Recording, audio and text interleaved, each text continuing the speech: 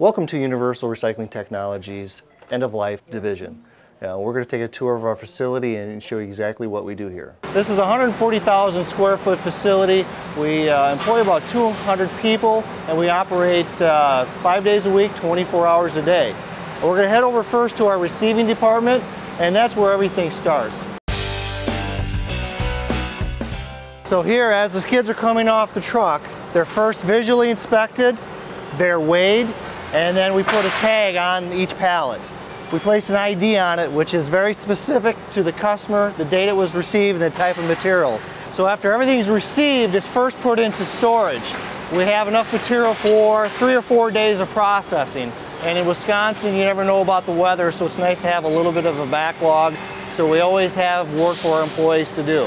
At some point in the next day or two, we'll be going over to our processing side, which will go next. So on this side of our process, we actually brand sort and serialize each and every unit coming through, similar to our asset division, but on this side with a specific customer requirement that we actually pull each individual unit out. So first the unit is weighed, the serial number is scanned, and that data is entered into our server network, and it's captured there permanently. So here at our end-of-life facility, our goal is to break down the units that we're processing as quickly and as efficiently as possible. We have some of the best employees in the world, and they process about 450 pounds per hour, day in and day out. So really, as you can see here, what they're doing is they're breaking down the devices into individual components. First removing the plastic casing, then removing the circuit boards and wire, and finally removing the CRT. So we'll come around to the other side here and look at the commodities that are being sorted. So on this side of our process line, this is strictly processed by weight. There's no brand sorting, there's no serialization tracking. So it's strictly bring it out of the box once it's been received and break it down to its original components. Over here you can see the inside components of a CRT containing monitor. The goal once the plastic is removed is to separate the tube, the circuit board, and the wires as efficiently as possible. As the CRTs are pulled out of the devices, they're fed up our conveyors and loaded onto this line here. And this line feeds into the system that URT developed to first separate the panel and funnel glass, or for most people, the leaded and the non-leaded glass.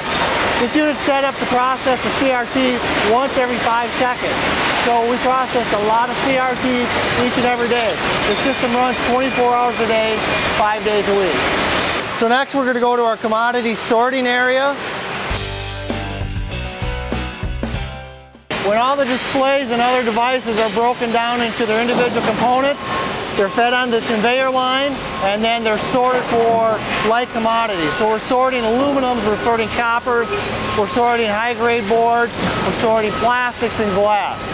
Here you can see the different commodities. You have AC adapters, steering coils, which are largely a copper-bearing material, CDs and floppy drives. We have fan assemblies, scrap aluminum, circuit boards, both high-grade and low. Before CRT glass can be reused, it must be cleaned of its coatings, both graphite, iron oxide, and aluminum oxide. So first the tubs of glass are fed into a large hopper, which feeds our continuous feed cleaner. After about 30 minutes worth of processing, the glass comes out on our conveyors here. So the system is really set up to process about a ton of glass every 30 minutes.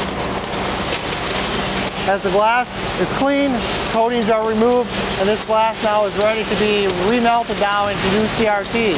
Primarily the glass is sold overseas for reuse because there are no CRTs being manufactured or really sold here in the U.S. The panel glass as well has a number of uses. Not only can be remelted into new panel glass for CRTs overseas, but it also can be used for abrasive glass media and other uses here in the States.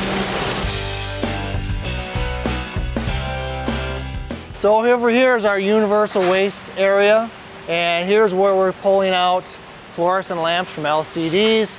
We're removing projection tubes, draining the oils from them so that material can be properly processed and disposed of.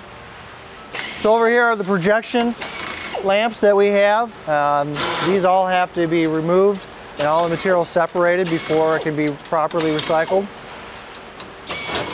And at URT, all the batteries are removed out of their units and they're sorted so they can be properly recycled. Over here we're processing flat screens. A lot of flat screens are exported overseas. At URT we break down all the components. Here are flat screens, LCDs. First target is to remove the fluorescent lamp inside and then separate out the metal components, whether they're aluminum, scrap steel, plastic off the screens, as well as the circuit board.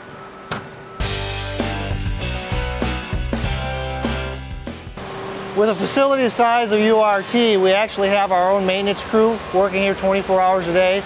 Most of the design and fabrication is done by our own employees. So as we walk through the maintenance department, you can see we have enough steel and capabilities to build just about anything that we're going to use here at our facility. At URT, we're very concerned on long-term health and safety of our employees. So we take every precaution that we can to ensure that our employees are safe and secure. One unit here is basically a downdraft, so anybody that's entering our break area, it basically gets any of the dust removed off their uniforms. So the dust is blown off. It's actually recovered through a multi-stage HEPA filtration system, so the air can be recirculated and all the dust is captured. So that type of dust is not carried into our break room in our offices and doesn't expose our employees to any kind of concern. Yeah, because we are processing CRTs and it does contain lead within the glass, we have very high controls on our dust. The room here that the tubes are being processed and cleaned, there is a potential for leaded glass and a dust form. So we have a 40,000 CFM dust control system which ventilates through a HEPA efficiency filter before it's exhausted outside. We have a permit established by the state of Wisconsin, and so everything meets or exceeds the state requirements. Universal Recycling Technologies has been around since 2003. It was really a brand new startup operation. It started with one employee in Janesville, Wisconsin. From there, I guess we feel we built a great mousetrap. We built a system to process cathode ray tubes and CRTs found in monitors and displays. And from there, it just really took off. It's almost like we built a better mousetrap and people started coming. Now, throughout our growth, we started running out of space in our original facility, and we were introduced to Ken Hendricks of Hendricks Development and ABC Supply. And we got to know the Hendricks family, and in the summer of 2007, we actually became part of their family. Since that time, the Hendricks family has invested a lot of money in the growth of our business with acquisitions and technology. Today we have about 400 employees, 7 locations within the U.S., and we have 3 more online to be in operation. It's been a great relationship, and everyone at URT is very, very proud to be part of the Hendricks family. Well, thanks for taking a tour of Universal Recycling Technologies. I'm Jim Cornwell. If we can be of assistance in any ways, please feel free to contact us.